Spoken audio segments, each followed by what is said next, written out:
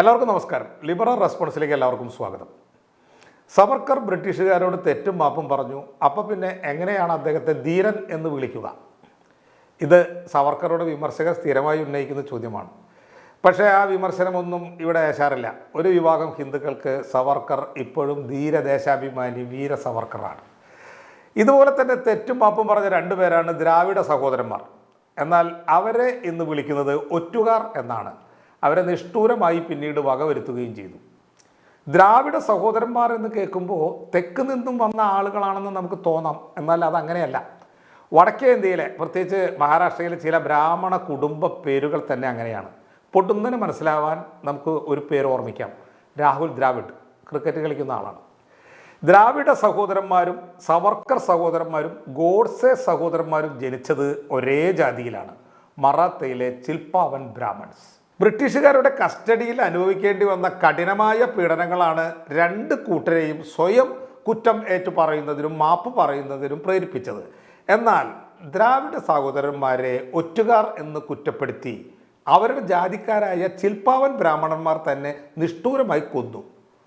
സവർക്കറെയോ അവർ ആരാധ്യ പുരുഷനും ആക്കി. ഇന്ന് അദ്ദേഹം വീർ സവർക്കറാണ്. എന്തുകൊണ്ടാണത്? നമുക്ക് ഈ കാര്യം ജസ്റ്റ് ഒന്ന് ചർച്ച ചെയ്യാം. ദ്രാവിഡ സഹോദരന്മാരായ ഗണേശ് ശങ്കർ ദ്രാവിഡും രാമചന്ദ്ര ശങ്കർ ദ്രാവിഡും ഒരു ചെറിയ രഹസ്യ തീവ്രവാദ സംഘടനയിൽ അംഗങ്ങളായിരുന്നു. The society for the removal of obstacles to the Hindu religion എന്ന ഒരു വലിയ പേരായിരുന്നു ആ സംഘടനയ്ക്ക്. ഹിന്ദുമതത്തിൻ്റെ തടസ്സങ്ങൾ നീക്കുന്നതിനുള്ള സഭ എന്നാണ് പച്ച മലയാളത്തിൽ അർത്ഥം. ബ്രിട്ടീഷുകാർ കാലത്തിന് യോജിക്കാത്തതെന്ന് കരുതി നിരോധിക്കുന്ന ഹിന്ദു ആചാരങ്ങളെ സംരക്ഷിക്കുക എന്നതായിരുന്നു ഈ സംഘടനയുടെ ലക്ഷ്യം. എന്തിനാണ് ബ്രാഹ്മണർക്ക് തീവ്രവാദ സ്വഭാവമുള്ള ഒരു സംഘടനയുടെ ആവശ്യം? അതിൻ്റെ കാരണം കേട്ടാൽ ഇന്ന് നമ്മൾ ഞെട്ടും. 1889 10 വയസ്സുള്ള ഫൂൽമണി എന്ന ഒരു പെൺകുട്ടി ആദ്യ രാത്രിയിൽ തന്നെ അരക്കെട്ട് തകർന്നു മരിച്ചിരുന്നു. ഗർഭദാനം എന്ന ഒരു ഹൈന്ദവാചാരത്തിൻ്റെ ഭാഗമായിരുന്നു ഇത്തരം ദാരുണ സംഭവങ്ങൾ. പെൺകുട്ടികളെ കുഞ്ഞായിരിക്കുമ്പോൾ തന്നെ 30-40 വയസ്സുള്ളവർക്ക് കെട്ടിച്ചു കൊടുക്കുക, ആദ്യ രാത്രിയിൽ തന്നെ ഭർത്താവ് ഈ പിഞ്ചു ബാലികയുമായി ലൈംഗിക ബന്ധത്തിൽ ഏർപ്പെടുക, അതായിരുന്നു ഈ ക്രൂരമായ ആചാരം. ഫൂൽമണിയുടെ കൊലപാതകം ഇംഗ്ലണ്ടിലടക്കം വലിയ വാർത്തയായി. ഇന്ത്യ ബ്രിട്ടീഷുകാർ നേരിട്ട് ഭരിക്കുന്നത് കൊണ്ട് ഈ നിഷ്ഠൂരത അനുവദിക്കാനാവില്ല എന്നവർ തീരുമാനമെടുത്തു. തുടർന്ന് വിവാഹപ്രായം 2 വയസ്സ് കൂട്ടി. അങ്ങനെ 1891 ഇന്ത്യയിലെ പെൺകുട്ടികളുടെ വിവാഹപ്രായം 12 വയസ്സായി ഉയർന്നു. ഈ നിയമത്തെ ഏജ് ഓഫ് കൺസെൻറ്റ് ആക്ട് 1891 എന്ന് പറയുന്നു. എന്നാൽ ബ്രാഹ്മണാദികൾ ഇത് ഹിന്ദുക്കളുടെ ആചാരങ്ങൾക്ക് നേരെയുള്ള കടന്നുകയറ്റമായി കണ്ടു. വിദേശികളുടെ കടന്നുകയറ്റം. ബാലഗംഗാധര തിലകനെയും മദൻ മോഹൻ മാളവ്യ പോലുള്ള ഹൈന്ദവ നേതാക്കൾ അവരുടെ പത്രങ്ങളിലൂടെ മേൽജാതി ഹിന്ദുക്കളുടെ മതവികാരങ്ങളെ പ്രോജ്വലിപ്പിച്ചു. ഹിന്ദുമതത്തെ പരിഷ്കരിക്കുന്ന ബ്രിട്ടീഷുകാർക്കെതിരെ പോരാട്ടത്തിന് തയ്യാറാക്കാൻ തിലകനെ പോലുള്ളവർ ആഹ്വാനം ചെയ്തു. അത് മനസ്സാവരിച്ച് സ്വീകരിച്ച സ്വയം തീവ്രവാദികളാവാൻ നിശ്ചയിച്ചവരായിരുന്നു നമ്മൾ മുമ്പ് പറഞ്ഞ ആ സംഘടനയുണ്ടാക്കിയത്. ആ സംഘടനയിൽ ദ്രാവിഡ സഹോദരന്മാരെ പോലെ ചപ്പേക്കർ സഹോദരന്മാർ എന്ന 3 പേർ കൂടി ഉണ്ടായിരുന്നു. ദാമോദർ ഹരി ചപ്പേക്കർ, ബാലകൃഷ്ണ ഹരി ചപ്പേക്കർ, വസുദേവ ഹരി ചപ്പേക്കർ. അതങ്ങനെയാണ് 3 പേര്. പിന്നെ വളരെ വിശ്വസ്തരായ മഹാദേവ് റാനഡെ പോലുള്ളവരും. ഇതൊരു തീവ്രവാദ ഗ്രൂപ്പായതിനാൽ രഹസ്യ സ്വഭാവം സൂക്ഷിക്കണം. അതുകൊണ്ട് അധികം ആളുകളെ ചേർത്തില്ല. ഇന്ത്യയിലെ ഏറ്റവും ആദ്യത്തെ ഹിന്ദു തീവ്രവാദ ഗ്രൂപ്പ് ഇവരാണ് എന്ന് നമുക്ക് മനസ്സിലാക്കാൻ കഴിയും. മറ്റ് വല്ലതുണ്ടോ എന്നുള്ളത് പരിശോധിച്ചിട്ട് വേണം പറയാൻ. എങ്കിലും അറിയപ്പെടുന്നത് ഇതാണ്. ബ്രിട്ടീഷുകാരെ സ്കെച്ച് ചെയ്ത് കൊന്ന് പ്രതികാരം നിർവഹിക്കുക എന്നതായിരുന്നു ഇവരുടെ ലക്ഷ്യം. ഒരു ആക്ഷൻ നടത്താൻ അനുയോജ്യമായ ഒരു സന്ദർഭത്തിനായി അവർ തക്കം പാർത്തിരുന്നു. സായിപ്പന്മാരെ അവർ കൃത്യമായി അവരുടെ പ്രവർത്തികളെ നിരീക്ഷിച്ചു വന്നു. 1896 പൂനെയിൽ പ്ലേഗ് പടർന്നു പിടിച്ചു. പ്ലേഗ് നിയന്ത്രണത്തിനായി 1897 WC റാൻഡ് എന്ന ഒരു ബ്രിട്ടീഷ് ഉദ്യോഗസ്ഥനെ കമ്മീഷണറായി വെച്ചു. പ്ലേഗിൻ്റെ നിയന്ത്രണം എന്ന് പറയുമ്പോൾ വീടുകൾ കയറിയുള്ള പരിശോധന അത്യാവശ്യമാണ്. അത് പകർച്ചവ്യാധി തടയാനാണ്, നിർബന്ധമാണ്. ആർത്ഥത്തിൽ പ്രധാനപ്പെട്ടതാണെങ്കിലും ഹിന്ദുക്കളുടെ ജാതി ആചാരങ്ങളും ശുദ്ധിയും വെച്ചു നോക്കുമ്പോൾ അത് ഒഴിവാക്കേണ്ടതായിരുന്നു. മാത്രമല്ല പ്ലേഗ് എങ്ങനെ ഉണ്ടാകുന്നു എന്നതിനെപ്പറ്റി അന്ധവിശ്വാസങ്ങൾ കൊണ്ട് നടക്കുന്ന കുറേ ആളുകളാണ് ഇന്ത്യക്കാർ. ഓരോ തവണ പ്ലേഗ് വരുമ്പോഴും അവർ ഓരോരോ കാരണങ്ങളാണ് പ്ലേഗിന് കണ്ടുപിടിച്ചത്. ഇത്തവണ കണ്ടുപിടിച്ചത്, അതായത് ആ സമയത്ത് കണ്ടുപിടിച്ച രണ്ട് വിചിത്രമായ കാരണങ്ങളാണ്. പലചരക്ക് വ്യാപാരികളായ ബനിയമാർ, അതൊരു ജാതിയാണ്, ഗാന്ധിയുടെ ജാതി, 20 വർഷമായി പൂഴ്ത്തിവെച്ചിരുന്ന ധാന്യം വിപണിയിൽ വിറ്റപ്പോൾ അത് കഴിച്ചവർക്കാണ് രോഗം വന്നത്. അതാണ് പടർന്നു പിടിച്ചത്. അത് ഒന്നാമത്തെ അന്ധവിശ്വാസം. രണ്ടാമത്തത്, വിക്ടോറിയ രാജ്ഞിയുടെ പ്രതിമയിൽ നമ്മൾ ഈ മുമ്പ് പറഞ്ഞ സംഘടനയിലെ ആളുകൾ ടാർ ഒഴിച്ചിട്ടുണ്ടായിരുന്നു. അതുകൊണ്ട് വിക്ടോറിയ രാജ്ഞിയുടെ ശാപമാണ് പ്ലേഗ്. അപ്പോൾ ഇതുപോലുള്ള അന്ധവിശ്വാസങ്ങൾ മനസ്സിലാക്കി വളരെ തന്ത്രപരമായി ചെയ്യേണ്ടതായിരുന്നു പ്ലേഗ് നിർമ്മാർജ്ജനം. എന്നാൽ ഈ WC റാൻഡ് എന്ന ഉദ്യോഗസ്ഥന് കാലൻ്റെ വിളി ഉണ്ടായിരുന്നു. അയാൾ പ്ലേഗ് നിയന്ത്രണത്തിൻ്റെ പേരിൽ സ്ത്രീകളെ വസ്ത്രം അഴിച്ചു പരിശോധന നടത്തി എന്ന ഒരു പ്രചരണം ഉണ്ടായി. മാത്രമല്ല, വീടിനകത്ത് കയറി, ജാതി ഹിന്ദുക്കളുടെ വീടിനകത്ത് കയറി അവരുടെ പൂജാവിഗ്രഹങ്ങൾ തൊട്ട് അശുദ്ധമാക്കി എന്ന പ്രചരണം വേറെയും. ഇതറിഞ്ഞ ചിൽഭാവൻ വിപ്ലവ ഗ്രൂപ്പ് ഒത്തുചേർന്ന് തീരുമാനിച്ചു, എന്തു വില കൊടുത്തും റാൻഡിനെ കൊന്നിരിക്കും. അതിസൂക്ഷ്മമായൊരു പദ്ധതിയും അവർ തയ്യാറാക്കി. അവർക്ക് പറ്റിയ ഒരു അവസരം ഒരു തളികയിൽ എന്ന പോലെ ലഭ്യമായി. 1897 ജൂൺ 22 പൂനെയിൽ നടന്ന വിക്ടോറിയ രാജ്ഞിയുടെ കിരീടാധാരണത്തിൻ്റെ വജ്ര ജൂബിലി ആഘോഷങ്ങൾ. വിവിധ പദവികളിലുള്ള ധാരാളം ഉദ്യോഗസ്ഥർ, ധാരാളം യൂറോപ്യന്മാർ ജൂബിലി ആഘോഷങ്ങൾക്കായിട്ട് ഗവൺമെൻറ് ഹൗസിൽ എത്തി. Plague commission officer, plague commissioner റാൻഡും എത്തി. കുടിയും പാട്ടും ഡാൻസും ഒക്കെ കഴിയുമ്പോൾ പാതിരയായി. റാൻഡും പുള്ളിയുടെ സുരക്ഷാ ഉദ്യോഗസ്ഥരും മടങ്ങുന്ന കാരേജുകൾ എപ്പോഴാണ് വരുന്നതെന്ന് നോക്കി സഹോദരങ്ങളായ ദാമോദരകരിയും ബാലകൃഷ്ണകരിയും ഗവൺമെൻറ് ഹൗസിൻ്റെ ഗേറ്റിൻ്റെ മുന്നിൽ മറഞ്ഞു നിന്നു. ഗോണ്ട്യ ആലാരെ എന്നായിരുന്നു വെടിവെക്കാനുള്ള കോഡുവാക്യം. റാൻഡിൻ്റെ വണ്ടി പുറത്തു വന്നപ്പോൾ ദാമോദരൻ അതിന് 10-15 അടി പിന്നിലായി ഓടി. വണ്ടി ഒരു മഞ്ഞ ബംഗ്ലാവിൻ്റെ അടുത്തെത്തിയപ്പോൾ ദാമോദരൻ ആ ദൂരം മറികടന്ന് ഗോണ്ട്യ ആലാരെ എന്ന് ഉറക്കെ വിളിച്ചു പറഞ്ഞു. ഇത് വെടിവെക്കും എന്നുള്ള ഒരു സൂചനയായിരുന്നു. ദാമോദർ രഥത്തിൻ്റെ മറയൊന്ന് ഉയർത്തി റാൻഡിനെ വെടിവെച്ചു. വെടി ശരിക്കും കൊണ്ടു. പക്ഷേ എന്തുകൊണ്ടോ വണ്ടി മുന്നോട്ടുരുണ്ടു. അതേസമയം പിന്നാലെ വന്ന ഒരു വണ്ടിയിൽ വേറൊരാൾ, അയാൾ ബാലകൃഷ്ണനും വെടിവെച്ചിട്ടു. അത് റാൻഡിൻ്റെ സൈനിക അകമ്പടിയായി വന്ന ആ ഒരു വണ്ടിയായിരുന്നു, അതായത് കാരാജായിരുന്നു. അതിൽ യാത്ര ചെയ്തിരുന്നത് ലഫ്റ്റനൻറ്റ് അയർസ്റ്റൺ ആയിരുന്നു. പുള്ളി തൽക്ഷണം മരിച്ചു. റാൻഡിനെ സാസുണ്ട് ആശുപത്രിയിലേക്ക് കൊണ്ടുപോയെങ്കിലും ജൂലൈ 3 അദ്ദേഹം മരണപ്പെട്ടു. ഈ 2 ബ്രിട്ടീഷ് ഉദ്യോഗസ്ഥരുടെ കൊലപാതകം ഇംഗ്ലണ്ടിൽ വൻ പ്രത്യാഘാതങ്ങൾ സൃഷ്ടിച്ചു. കാരണം 1857 ശിപ്പായി കലാപത്തിന് ശേഷം ആദ്യമായിട്ടായിരുന്നു 2 ബ്രിട്ടീഷ് ഉദ്യോഗസ്ഥർ ഇന്ത്യയിൽ കൊല്ലപ്പെടുന്നത്. പോലീസ് ഒളിവിൽ പോയവരെ പറ്റി അന്വേഷിച്ചു. അവരുടെ സുഹൃത്തുക്കളായ 2 ചിൽപ്പാവൻ ബ്രാഹ്മണന്മാരെ അവർ പിടികൂടി. അവരായിരുന്നു ആ ദ്രാവിഡ സഹോദരന്മാർ. നമ്മൾ മുമ്പ് പറഞ്ഞ പോലീസ് കസ്റ്റഡിയിൽ വെച്ചവർ മൃഗീയവും പൈശാചികവുമായ പീഡനങ്ങൾ അനുഭവിച്ചു. അവർക്ക് പിടിച്ചു നിൽക്കാൻ കഴിഞ്ഞില്ല. അവർ റാൻഡ് വധത്തിന് പിന്നിലുള്ള ഗൂഢാലോചന വെളിപ്പെടുത്തി. പോലീസിൻ്റെ സാക്ഷിയായി മാറി. ആദ്യം അറസ്റ്റിലായത് ദാമോദർ ഹരിയാണ്.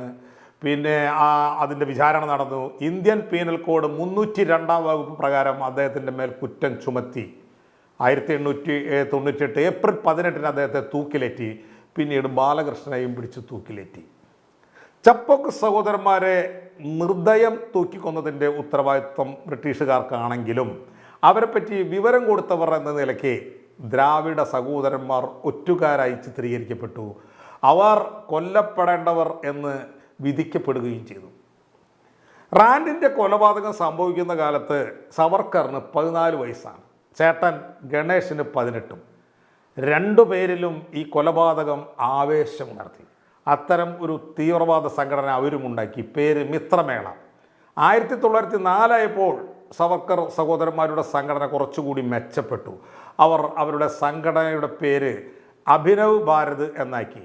ഇറ്റലിയിൽ ഒരു യങ് ഇറ്റലി ഉണ്ടായിരുന്നു. അതുപോലെ ദേശത്തിൻ്റെ പേരും വെച്ച് അതിൻ്റെ ചുവട് പിടിച്ച് അവർ അഭിനവ് ഭാരത് എന്ന് പേര് ഇട്ടു. ഗണേഷ് സവർക്കറെ വിളിക്കുന്നത് ബാബറാവു എന്നായിരുന്നു.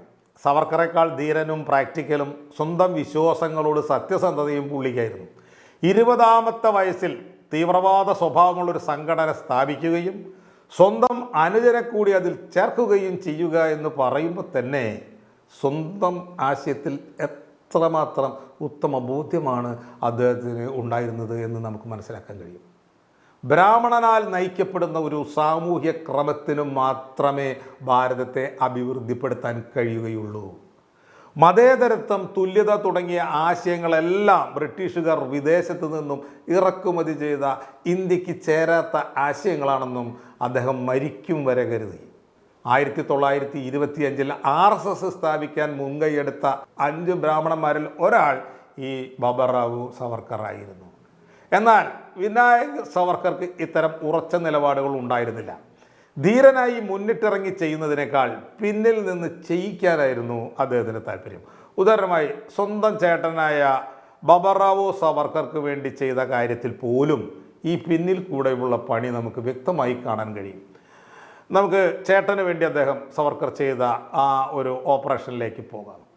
1909 മോർലി വിൻഡോ പരിഷ്കാരങ്ങൾക്കെതിരെ ബാബുറാവു സവർക്കർ, അതായത് സവർക്കറുടെ ചേട്ടൻ, പ്രതിഷേധങ്ങളും സായുധ നീക്കങ്ങളും സംഘടിപ്പിച്ചു. അതിനായി അദ്ദേഹം ലഘു അഭിനവ് ഭാരതമാല എന്ന കവിത എഴുതി പ്രചരിപ്പിച്ചു. അത് ഒരല്പം കലാപത്തിന് ആഹ്വാനം ചെയ്യുന്ന ഒരു കവിതയായിരുന്നു. അന്ന് നാസിക് ജില്ലാ മജിസ്ട്രേറ്റായിരുന്ന AMT ജാക്സൺ അദ്ദേഹത്തെ അറസ്റ്റ് ചെയ്യുകയും കോടതി അദ്ദേഹത്തെ ആൻഡമാനിലേക്ക് നാട് കടത്തുകയും ചെയ്തു. ഈ സമയം വിനായക് സവർക്കർ ലണ്ടനിൽ ആയിരുന്നു. അദ്ദേഹം അവിടെ നിന്ന് 20 റിവോൾവറുകൾ സംഘടിപ്പിച്ച് ഇന്ത്യയിൽ എത്തിച്ചു. എന്നിട്ട് അഭിനവ് ഭാരത് എന്ന സംഘടനയിൽ നിന്ന് 3 പേരെ കണ്ടെത്തി. 18ഉം 23ഉം ഒക്കെ പ്രായമുള്ള ചെറുപ്പക്കാർ. അനന്ത് ലക്ഷ്മൺ കൻഹരെ, കൃഷ്ണജി ഗോപാൽ കർവെ, വിനായക് നാരായണൻ ദേശ്പാണ്ഡെ എന്നൊക്കെയായിരുന്നു ആ കുട്ടികളുടെ പേരുകൾ. സവർക്കറിൻ്റെ ചേട്ടനെ നാട് കടത്താൻ കാരണക്കാരനായ ജാക്സനെ വെടിവെച്ച് കൊല്ലുക, അതായിരുന്നു അവരുടെ ഉത്തരവാദിത്തം. ലക്ഷ്മൺ കർഹരെയാണ് ജാക്സനെ വെടിവെക്കേണ്ടത്. തുടർന്ന് ഉടൻ വിഷം കഴിച്ചോ സ്വയം വെടിവെച്ചോ മരിക്കണം. അപ്പോൾ സഹായികൾക്ക് രക്ഷപ്പെടാം. ഇതായിരുന്നു പ്ലാൻ. പക്ഷേ ജാക്സന്റെ കൊല മാത്രമേ നടന്നുള്ളൂ, ആത്മഹത്യ നടന്നില്ല. 3 പേരെയും തൂക്കിലേറ്റി. ഈ കേസിൻ്റെ വിചാരണയ്ക്കിടയിലാണ് പ്രതിയുടെ കയ്യിൽ തൂക്കുവെച്ച് കൊടുത്തത് സവർക്കറാണ് എന്ന് മനസ്സിലാക്കുന്നതും സവർക്കറെ ജീവപര്യന്തവും കൊടുത്ത് ആൻഡമാനിലേക്ക് പറഞ്ഞയക്കുന്നതും. ഇനി പിന്നിൽ നിന്നുള്ള സവർക്കറുടെ 2ാമത്തെ ഓപ്പറേഷൻ അത് ലണ്ടനിൽ വെച്ചാണ് നടക്കുന്നത്. ജാക്സന്റെ കൊലപാതകം നടക്കുമ്പോൾ നമ്മൾ മുമ്പ് പറഞ്ഞു VD സവർക്കർ ലണ്ടനിലായിരുന്നു എന്ന്. അവിടെ വെച്ചും അദ്ദേഹം ഒരു ബ്രിട്ടീഷ് ഓഫീസറെ കൊല്ലാനായി പിന്നിൽ നിന്നും പ്രവർത്തിച്ചു. അവിടെ അദ്ദേഹത്തിൻ്റെ ടൂളായി പ്രവർത്തിച്ചത് മദൻലാൽ ദിഗ്ര എന്ന ഒരു സിഖ് ഖത്രി കുടുംബാംഗമായിരുന്നു. സിഖുകാരിലെ ഏറ്റവും ഉയർന്ന സമുദായമാണ് ഖത്രികൾ. സിഖ് ഗുരുക്കന്മാർ ബ്രാഹ്മണസത്തിനെതിരെയാണ് പ്രവർത്തിച്ചിരുന്നതെങ്കിലും അവർ ഉറച്ച നിലപാടുകളൊക്കെ എടുത്തിട്ടുള്ള ആളുകളാണെങ്കിലും സിഖ് സമൂഹത്തിലെ എല്ലാ ഗുരുക്കന്മാരും ഖത്രി കുടുംബത്തിൽ നിന്നുള്ളവർ മാത്രമായിരുന്നു. ദിംഗ്ര ലണ്ടനിലെ ഇന്ത്യൻ ഉദ്യോഗസ്ഥനായ സർ വില്യം കഴ്സനെയാണ് വെടിവെച്ച് കൊന്നത്. ദിംഗ്രയ്ക്ക് കൊലക്കയർ കിട്ടി, സവർക്കർക്ക് പ്രേരണാകുറ്റവും. എന്നാൽ സവർക്കർ പിടികൊടുത്തില്ല, ഫ്രാൻസിലേക്ക് രക്ഷപ്പെട്ടു. പക്ഷേ ഫ്രാൻസിൽ വെച്ച് അദ്ദേഹത്തെ പിടിച്ച് ബ്രിട്ടീഷുകാർക്ക് ഏൽപ്പിച്ചു കൊടുത്തു. ബ്രിട്ടീഷുകാർ അദ്ദേഹത്തെ ആൻഡമാനിലേക്കും വിട്ടു.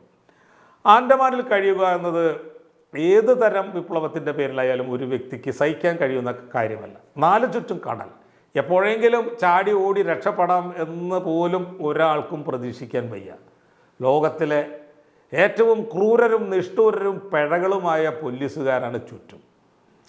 ഉദാഹരണത്തിന് ആൻഡമാൻ ജയിലിൽ ചെന്ന സമയത്ത് സവർക്കറുടെ ഒരു ദിവസം എങ്ങനെയാണ് തുടങ്ങിയിരുന്നത്? പുലർച്ചെ 5 മണിക്ക് തുടങ്ങും. കനമുള്ള ഒരു ചുറ്റിക കൊണ്ട് മരങ്ങൾ വെട്ടുന്ന ജോലി. അത് കഴിഞ്ഞാൽ നേരെ എണ്ണ മില്ലിൽ കൊണ്ടുപോകും. ചക്ക് വലിക്കാൻ കാളയില്ല, മനുഷ്യരാണ് കെട്ടി വലിക്കേണ്ടത്. തടവുകാർ സംസാരിക്കുകയോ ഭക്ഷണ സമയത്ത് വരി തെറ്റിക്കുകയോ ചെയ്താൽ വർഷത്തിൽ ഒരിക്കൽ മാത്രമാണ് കത്തെഴുതാനുള്ള അവസരം കിട്ടുക, അതുപോലും കിട്ടില്ല. ഈ കണ്ടീഷനിൽ ആരായാലും മാപ്പപേക്ഷ കൊടുത്തു പോകും. ആദ്യമേ പറയട്ടെ, അദ്ദേഹം മാപ്പപേക്ഷ കൊടുത്തതിൽ ഈയുള്ളവൻ ഒരു തെറ്റും കാണുന്നില്ല. തെറ്റും മാപ്പും പറഞ്ഞ് കാലു പിടിച്ചവരെ വീരൻ എന്ന് വിളിക്കരുത് എന്ന അഭിപ്രായം മാത്രമേ നമുക്കുള്ളൂ. 1911 അദ്ദേഹം ആദ്യ മാപ്പപേക്ഷ അയച്ചു. അതപ്പം തന്നെ തള്ളി. പിന്നീട് 1913 അയച്ചു. അതിൽ ബ്രിട്ടീഷുകാരോട് കുറേ കൂടി കൂറ് അദ്ദേഹം പ്രകടിപ്പിച്ചു. അദ്ദേഹത്തിൻ്റെ വരികൾ നോക്കിയാൽ നമുക്ക് അത് മനസ്സിലാവും.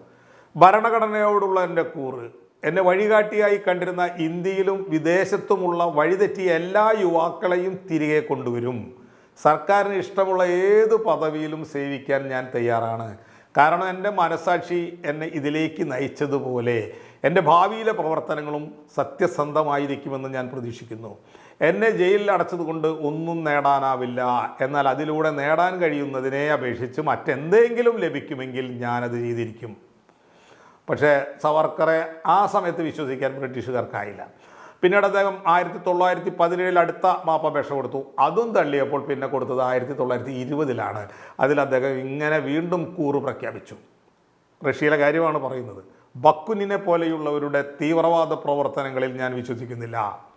ക്രോപ്പോട്കിയും ടോൾസ്റ്റോയിയും പോലുള്ളവർ മുന്നോട്ട് വയ്ക്കുന്ന സമാധാനപരമായ തത്വചിന്താപരമായ അരാജകത്വത്തെ പോലും ഞാൻ പിന്തുണയ്ക്കുന്നില്ല. ഇപ്പോൾ ഈ ദയ ലഭിക്കാൻ വേണ്ടി മാത്രമല്ല ഞാനിത് പറയുന്നത്. വർഷങ്ങൾക്ക് മുമ്പ്, അതായത് 1913-14 വർഷങ്ങളിലെ എൻ്റെ അപേക്ഷകളിൽ ഞാൻ സർക്കാരിനെ എൻ്റെ ഉറച്ച നിലപാടുകൾ അറിയിക്കുകയും എഴുതുകയും ചെയ്തിട്ടുണ്ടല്ലോ. മിസ്റ്റർ മൊണ്ടാഗു ഒരു ഭരണഘടന നിർമ്മിക്കാൻ തുടങ്ങിയപ്പോൾ തന്നെ അതിനോട് ചേർന്ന് നിൽക്കാനും അതിനെ പിന്തുണയ്ക്കാനും ഞാൻ തീരുമാനിച്ചിരുന്നു. അതിനുശേഷം വന്ന പരിഷ്കരണങ്ങളും പ്രഖ്യാപനങ്ങളും എൻ്റെ കാഴ്ചപ്പാടുകളെ കൂടുതൽ ഉറപ്പിച്ചു. ക്രമാനുഗതവും ഭരണഘടനാപരവുമായ വികസനത്തോടൊപ്പം നിൽക്കാൻ ഞാൻ തയ്യാറാണെന്ന് അടുത്തിടെ ഞാൻ പരസ്യമായി പ്രഖ്യാപിക്കുകയും ചെയ്തിട്ടുണ്ട്. ഈ പെറ്റീഷനും ഇംഗ്ലീഷുകാർ തള്ളി. പക്ഷേ തള്ളിയെന്ന് പറയാനും മുഴുവൻ പറ്റില്ല. കാരണം ഈ മാപ്പപേക്ഷ കണക്കിലെടുത്തവർ സവർക്കറുടെ ചേട്ടനെ ആൻഡമാൻ ജയിലിൽ നിന്നും മോചിപ്പിച്ചു. അതിൻ്റെ ശരിയായ കാരണം ഡോക്യുമെൻറ്റുകളിൽ കാണുന്നത് ഇങ്ങനെയാണ്. ചേട്ടൻ ഗണേഷിനെ വിട്ടയക്കുകയും VD സവർക്കറെ തടവിൽ വയ്ക്കുകയും ചെയ്താൽ അതൊരു ജാമ്യമാണ്. ഭാവിയിൽ എപ്പോഴെങ്കിലും ഗണേഷ് വീണ്ടും കുറ്റകൃത്യങ്ങളിൽ ഏർപ്പെടുകയാണെങ്കിൽ പിന്നെ അനിയൻ ആൻഡമാനിൽ നിന്നും പുറത്തു വരില്ല. അത് മനസ്സിലാക്കി ഗണേഷ് നല്ലവനായി ജീവിതം തുടർന്നോളും. എന്നാൽ സവർക്കർ തൊട്ടടുത്ത വർഷം തന്നെ ആൻഡമാനിൽ നിന്നും രക്ഷപ്പെട്ടു. അതായത് അദ്ദേഹത്തെ റിലീസ് ചെയ്തു. അതിനായി ഒരു കരാർ എന്ന നിലയിൽ ഒരു പ്രസ്താവനയിൽ ഒപ്പുവെക്കേണ്ടി വന്നു എന്ന് മാത്രം. അതിൽ തൻ്റെ വിചാരണയെയും തനിക്കെതിരെയുള്ള കോടതി വിധിയെയും ബ്രിട്ടീഷ് നിയമത്തെയും അദ്ദേഹം അംഗീകരിച്ചു. എല്ലാവിധ അക്രമങ്ങളെയും തള്ളിപ്പറഞ്ഞു. അങ്ങനെ 1921 മെയ് 2 സവർക്കറെ രത്നഗിരി ജയിലിലേക്ക് മാറ്റി. പിന്നീട് 1937 വരെ അദ്ദേഹം വീട്ടുതടങ്കലിലുമായിരുന്നു.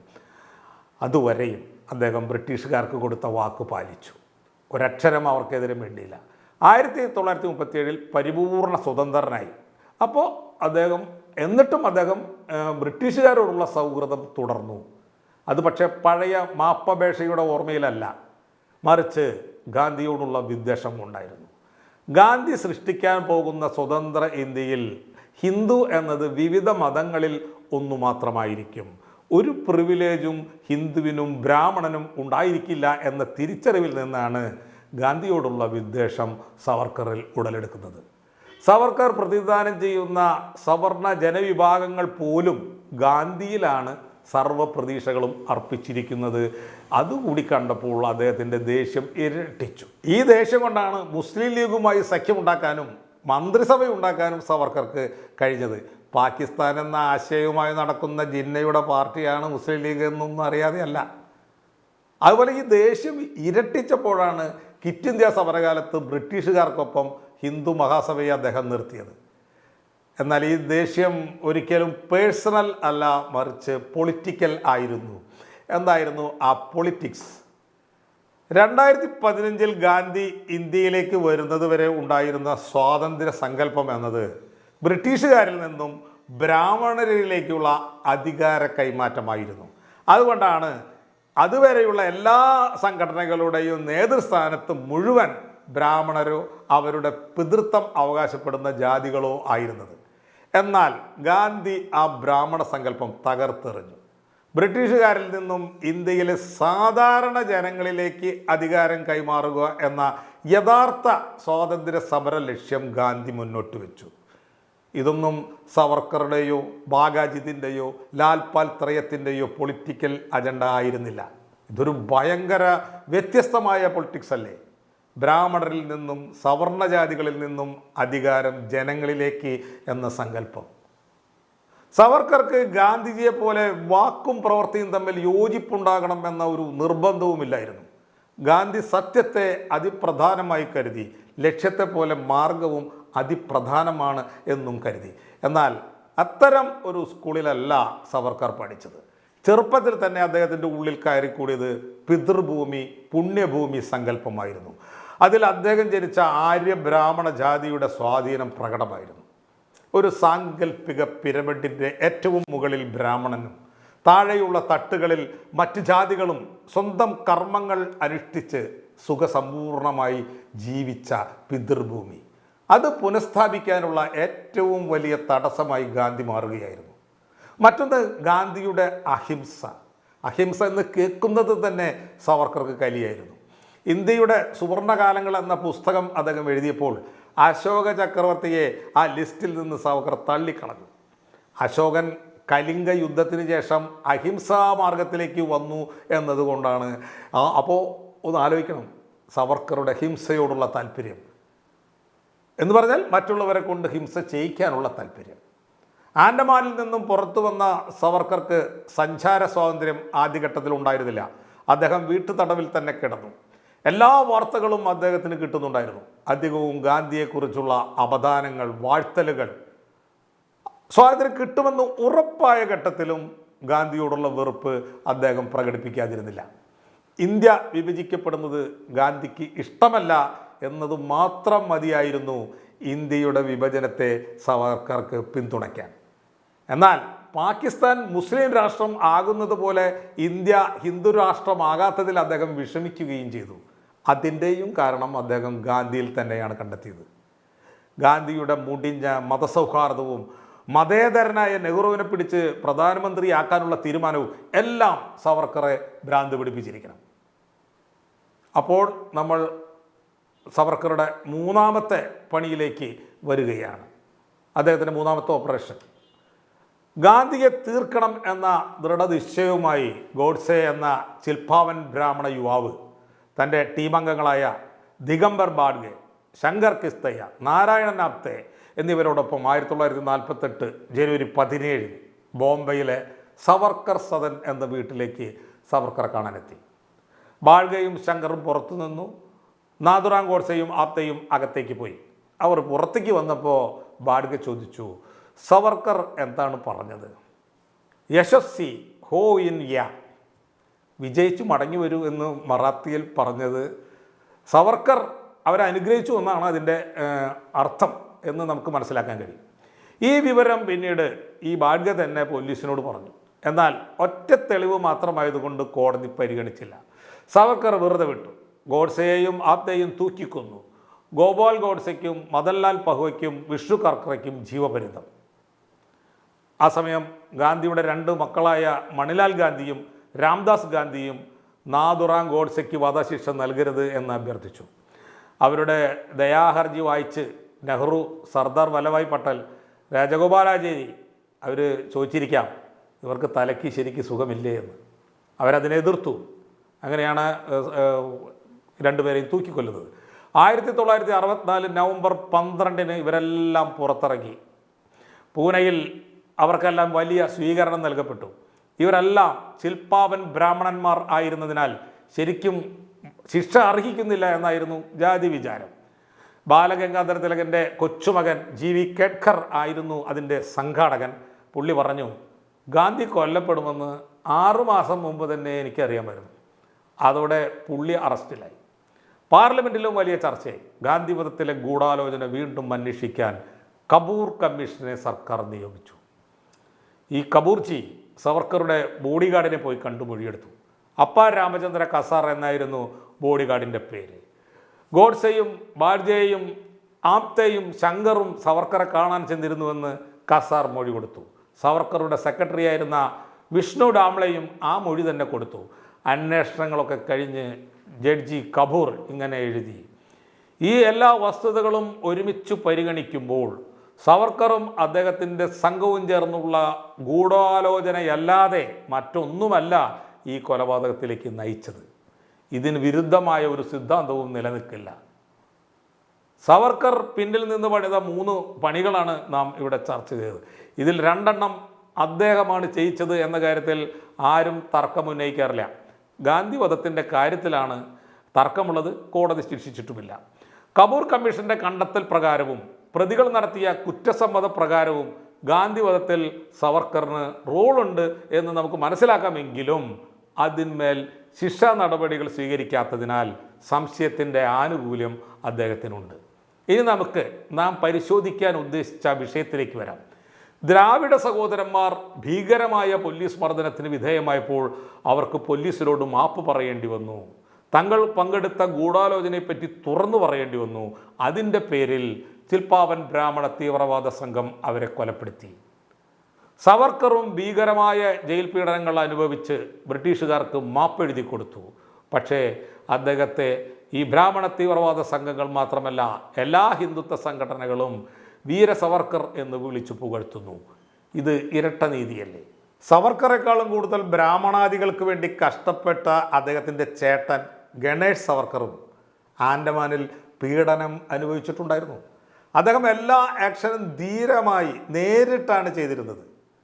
20ാമത്തെ വയസ്സിൽ മാതാപിതാക്കൾ മരിച്ചുപോയ സവർക്കർ കുടുംബത്തെ ഉത്തരവാദിത്തത്തോടെ നോക്കിയതും അദ്ദേഹമാണ്.